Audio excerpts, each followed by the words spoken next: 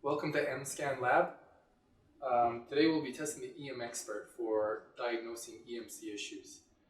So we have set up a small circuit board on the EHX system. It's connected to our Keysight EXA analyzer today.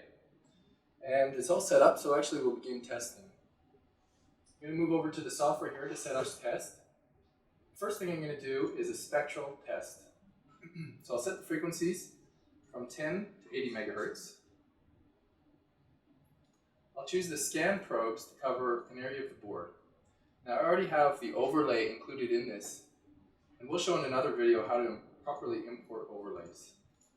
Pick a few probes randomly around the board, accept this, and then begin the test. We'll run this once, and we'll see how quickly those results show up on the screen. We've already identified some of the peaks, and we can see right away that there's 11 megahertz, 22, 33 megahertz, corresponding to a clock and its harmonics. Now that we've identified some of the frequencies that are coming out of this board, we can go through and do a spatial analysis.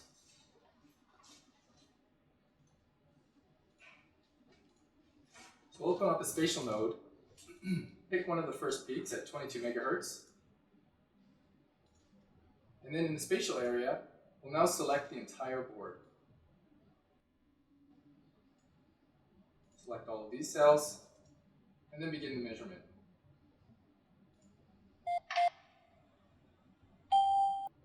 So after running the scan once, we'll zoom in on the area here so we can see it better. We can already start to see measurement results related to the distribution of energy on this PCB. So right now we can identify a hotspot very close to the clock itself and also close to the microcontroller on this board. But we can also identify other components. There's currents going around the edge of the board that we can see here. And this is related to the clock signal, but it's probably not a design intent. If someone were to actually lay out a clock trace to go around in a big area like this, that wouldn't be best practices and it could cause emission problems. So that's something that we want to identify very early on in the design cycle and hopefully mitigate in future designs. What we're going to show here is the ability to make very quick changes. If I run this continuously, I can look at a live view of those spatial distribution. What I'm going to do is turn off the auto scale and make a small change. There's a decoupling capacitor that's on here. If I take that out, we can see the effect that that has on the spatial distribution. So this one small change has a huge effect on the energy that's coming off of this board. And of course, if you go into a compliance test, having these type of issues at the end of your design cycle is going to be critical. So you want to identify these early on.